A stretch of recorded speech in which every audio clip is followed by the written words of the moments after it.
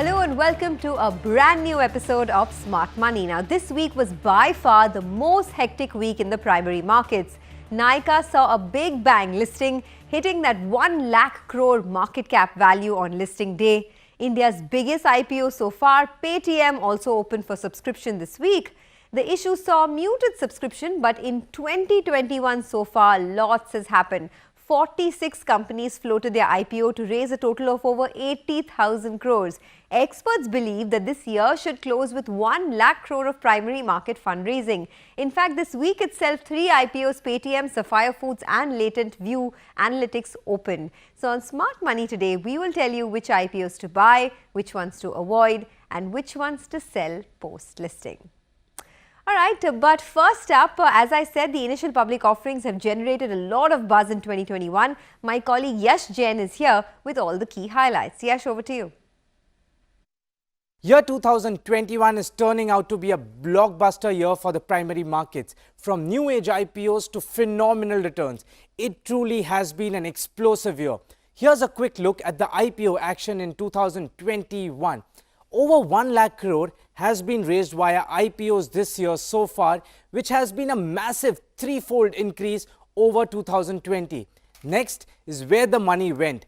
While in 2020, only 12% of the IPO funds went to the companies and the rest went to the selling shareholders, in 2021, nearly 40% of the funds went to the companies who are expected to use the money towards expansion, growth as well as retirement of debt. Let's run through the list of the biggest IPOs. Paytm tops the chart here with its 18,300 crore IPO. That is followed by Zomato with its 9,375 crore IPO. And finally, we have PB Fintech with its 5,708 crore IPO.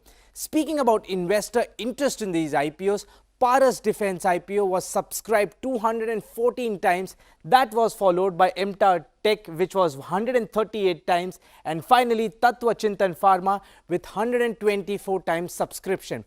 Overall, in 2021, 28 IPOs were subscribed over 10 times. 5 IPOs were subscribed over 3 times. And about 9 IPOs were subscribed between 1 and 3 times. What about the day 1 listing gains? Paras Defense tops the list here again with a listing gain of 185% on the first day, followed by Tattva Chintan Pharma with 113% gains, and then finally Indigo Paints also doubled the money for its investors on day 1. Beyond the listing day gains, which are the IPOs which are still the best performing from the issue price? Paras Defense so far has given returns of about 360%. That is followed by Nureka with 356% returns, and finally Barbecue Nation with about 250% returns so far. So it has been a blockbuster year so far, but as they say, picture abhi baki hai mere dost. That's because another 68 companies are lined up to raise over 1 lakh crore already. Besides this one, the big one would be the mega LIC IPO, which aims to raise about 70,000 crore rupees for the government. Okay, that's a nice one, Yash. Picture abhi baki hai, so lots more coming up despite the huge fundraising we've seen. Well, our experts today, Bharat Lahoti, the co-head and fund manager at Edelweiss AMC, and Deepak Shenoy, founder at Capitalmind, join in to tell us what you should buy, what you should avoid, and how you should look at this huge boom in the primary market. Bharat, Deepak, thank you for joining us. Bharat, I want to start with you. You know, the IPO market is booming, as you just heard, both in terms of returns given by newly listed stocks and the number of issuances. But how does one look at it and how does one decide where to put their money? Thank you, Shenoy. It's very normal to have large primary issuance in a bull market. We have seen similar trend in 2017 when we had seen around 36 IPOs coming out with an average listing gains of around 20%. This year too also, if you look at it, so far we have seen around 44 IPOs with the average listing gains of around close to 17%. Apart from easy money which is available, there is also buoyancy in market, which has actually led to this IPO market. Apart from this, there is a structural reason which we think it's leading for IPO companies to come in.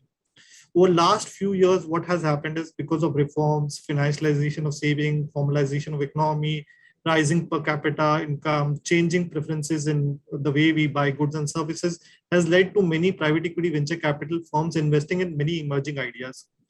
These private equity venture capital firms, in our opinion, when they mature, they tend to actually sell their some of the best investing company, and these companies are now coming for IPO. As just pointed out, private capex is also coming up. If you look at it this year, a lot of money has raised by primary money has been raised from that perspective. So private capex is also picking up. Promoters are actually getting up to raise capital from the perspective that economic growth is going to happen, and consequently that is leading to the IPO growth. Okay, got that. Deepak, welcome to the show. We have to talk about NKAYA, right? That was the biggest listing this week, and it's been on a tear since listing day. Even on Friday, it ended up almost about 7%. For people who perhaps missed the bus, did not get the allotment, what do you do now? Is it worth buying or is it too late? Hi Sonia, thanks for having me on the show. The NKAYA IPO is actually pretty huge from a lot of perspectives. It's crossed 1 lakh crore with a 60 crore of profit. Also the landscape of this business is quite huge. It's a vertical e-commerce company in a vertical space. There is potentially a lot more adjacencies that they can go after. They're not just cosmetics now. They have their own brands. They have clothing. They have a large number of very high margin products in a fairly fragmented industry where people, and especially the customers of this segment, are very particular about quality, about reliability, about in certain cases also anonymity, in the sense they don't want everybody to know that they're buying these things as well in smaller towns. So I think the business is a very good one. The price you're paying is extremely high. It's probably at an extreme, regardless of what kind of valuation metric you put it, to put 1 lakh or 1,20,000 crore price tag on a company, even though it may be fantastic company, I still feel that we're paying a little higher in terms of price for it. So what I would do is I would want to build a position in it over a period of time, probably a year and a half, and add as and when they show fundamental increases. I expect the profit is likely to at least double from here in the near future, simply because they've raised 600 crores. If they even make 10% ROCE on that, that is another 60 crores of profit. So apart from the 60 crores they already have. So I do expect that growth will come in. But I do think the price will also probably correct, and they will be volatile over time. So it's better to spread an investment rather than get all in right now. Okay, spread out your investment rather than get all in. Bharat, I want to come to you on this. Typically retail investors do not get allotment in many of these IPOs, and most of the lucky ones participate in it only for listing gains. So what do you do at a time like this? How can retail investors participate wisely and build their wealth in these IPOs? We think there are three sets of problems what a retail investor face while investing in IPO. First is the access is very difficult. If you look at the subscription numbers, retail investor don't get allotment. Whoever is lucky one who get allotment through a lucky draw actually sell out on the first day itself. So obviously access is very difficult in a IPO market. Secondly, all IPOs don't make money. In our opinion, selection is very important. Almost 1/3 of IPOs are actually still below issue price. So if you look at from that perspective, selection is very challenging in IPO market. So one has to be very cautious what to invest, where to invest. The third important is most of the retail investors, as you rightly spoke about it, that they actually get out on the first day itself. But I think that's a very short-term strategy. In our opinion, the way one should look at an IPO is an opportunity to buy good companies at very early stage and not just for listing the gain. The real wealth actually gets created when you buy good set of companies where there is an earnings momentum and if it's held for a long period of time. Retail investor actually miss out a lot of value migration which happens in many of these IPO companies. Some of these small cap companies actually become mid cap, some of the mid cap become large cap. So people tend to miss out these value migration which happens to in long run. So in our opinion, the way one should go about for a retail investor is participate through a fund which actually looks at these new emerging ideas. Since the institutional participation has a greater access, both in terms of research, both in terms of management, the evaluation would be pretty better off to that extent. Okay, in fact, there's a very, very helpful graph that is showing up on the screen about all the IPOs that have listed, say, over the last 1 year, and the hits and the misses. So you could really burn your fingers in many of the IPOs, as you can see on the screen. And you can perhaps, I mean, the likes of Paras Defense, etc., have done exceptionally well. But on the flip side, there were so many ABSL, AMC, a couple of others, Sansera Engineering, etc., where people have burnt their fingers quite a bit, investors. So Deepak, that brings us to the next big one, right? Policy Bazaar. It's the largest in the online insurance space. In fact, it's listing on Monday, so everyone's going to be talking about that. Post-listing, do you buy or do you avoid? I think here, Sonia, is, it's a relatively smaller play than, say, Nykaa or a Paytm. But one of the things that's happening here is a migration from some of the traditional distribution channels in insurance to online. A large part of Policy Bazaar's business comes from the aggregation, but it also comes from actually physically calling people. And if you've ever left your number at Policy Bazaar, my views as an investor and as a customer are probably a little bit different here. So if you ever leave your number over there, they will call you, for a very long period of time. And perhaps these kind of techniques help them in conversion over a larger period. But we have to understand that part of that play is not technology based. It is a little bit of human effort based. So I would not give them an extreme valuation because they cannot leverage substantially using technology. But I think the world is going to move into more types of insurance, online purchase and management of insurance, and more group plans and term plans, which is what I think Policy Bazaar sells the most. So the business that way is exciting. Again, I think we're paying an extremely high price for it, 40 odd times sales. So if this were to go to 80 times, if the stock market were to double its price on it, or even if it were remaining the same, it's 40 times. I think that's a pretty high price to pay for a company where technology has not been the only driver of revenue or primary driver of revenue. And in a space where the competition has been, so you're not an insurer, so you're pretty much, dependent on the insurance companies to kind of produce the product that you should be able to sell. So therefore, you don't have that much in terms of scale, in terms of manufacturing opportunities. And I think I'd give it a little bit less of criteria. However, if you like the space and if they perform, they do some acquisitions, they get into some adjacencies, longer term, I believe this will be a good play. But then again, build position over time. The first day does not mean that if you don't get on the horse will run away. You'll never be able to get on again. So patience is key here, and we have to wait for the business to perform. Okay, patience is key. Don't get that FOMO feeling, right, which a lot of people are getting in this market. Well, let's do one thing. Let's slip into a short break, but don't go anywhere. When we come back, we have a whole host of your queries that we're going to solve or we're going to take up with our guests on the IPO market, what to buy, what to avoid, coming up in just a bit. Stay tuned.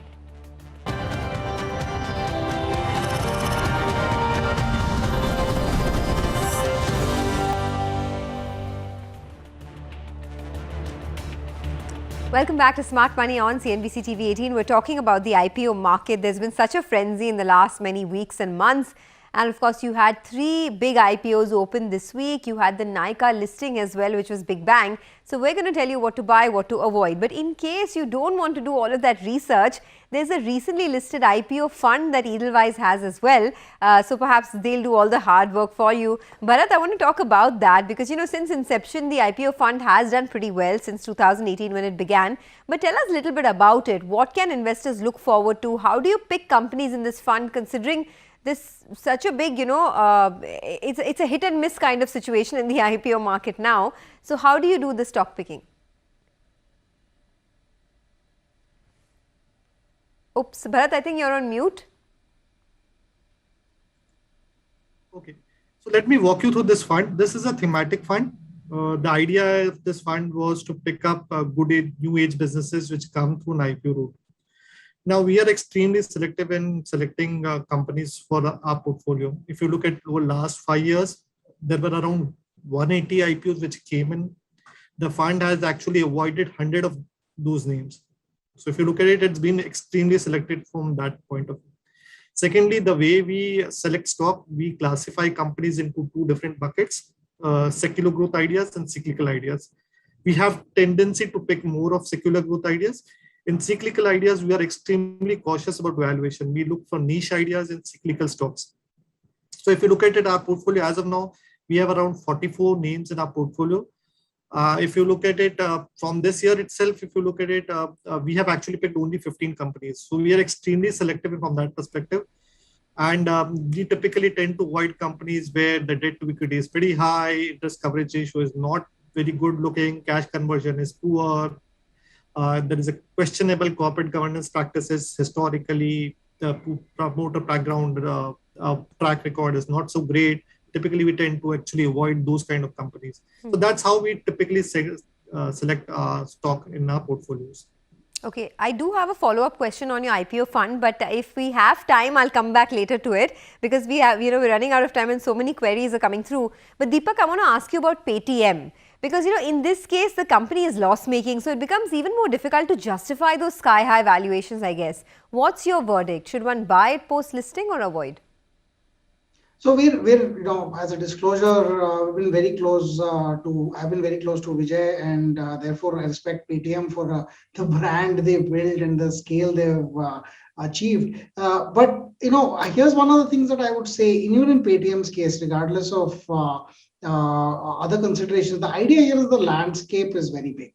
The banking sector itself is largely inefficient. There's a lot of benefits that a new player can actually bring in, especially with technology, to banking in general. And they have a payments bank today. And I'm expecting that over time, they will apply to become a small finance bank and build themselves more into the insurance space, perhaps into the AMC space. They're already in the broking spaces.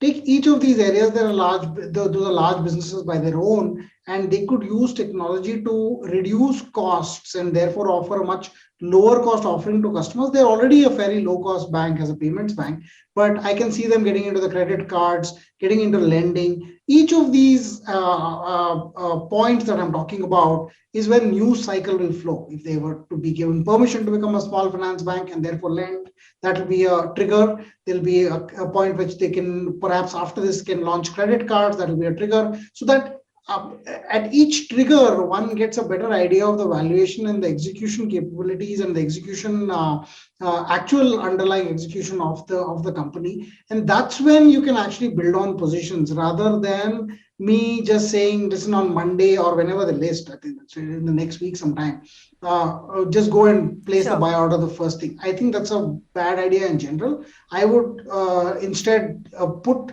the onus on the investor to actually analyze at each trigger point if they're actually seeing this business scale, and therefore add on more and more capital onto an investment that should typically be small. Now, if you look at all the other IPOs also that you mentioned, a few IPOs are given 300, 400%. Some have lost 20%. So if you're invested small amounts in each, some will obviously give you the 3x return, some will not give you great returns, but net, your investment as a portfolio will start to look better. So I think that is where I would say even a Paytm should be an element of your portfolio rather than the full portfolio. Okay, Paytm should be an element of your portfolio. Now I request you folks to just keep your answers a bit short because we have many queries coming in and we barely have 5 minutes left for the show. So let me first start with Prakhar Pandey, who has written to us. His question is on the 600 crore latent view analytics IPO. He wants to know if its long and short-term business prospects make it a good bet. Deepak, what would your comment be? We like the IPO, good business, not very expensive. They valued it 37 times. Their book value will double because they're raising money. I think inorganic expansion will come. I will buy on more news and perhaps, it's already tremendously oversubscribed, I think. So perhaps not much to bet on in the IPO itself. Okay, all right. Next up, we have Swapnil Kulkarni, who asks if it's prudent to hold the lesser known names in the IPO space, much like the recent listing Fino Payments Bank over the long term. Deepak, your thoughts? So we're not covering Fino Payments Bank. As a payments bank, not very attractive, extremely expensive. If it were to scale out to a small finance bank and build lending capabilities, then I would consider it. Okay, and one more query coming in from Arijit. He wants to know if loss-making companies stepping into the IPO arena just to carry forward the burden to retail investors. Is it just a way out for poor investments and companies? That seems to be the biggest issue, right, Bharat? I mean, or rather at least the biggest criticism. Your view here? Investing in loss-making company or startups is always risky. So you have to be extremely cautious. You need to look at unit economics. What is the addressable market size? What is the pathway for profitability? All these needs to be looked at in. And consequently, you also have to look at what agency businesses these companies can get into, given their current capability and data analytics, what these guys produce. So you have to analyze all these to actually ascertain the value of the company. Okay, gentlemen, so many queries flooding our inboxes right now, but unfortunately we've run out of time. Thank you so much for joining us. It was really a pleasure understanding the IPO market from you, and we might of course take it up on another day as well, because we have so much coming through in the primary markets. Thanks a lot for joining us. And to you folks, thanks for watching. Keep writing to us. We love your feedback. With that, it's a wrap.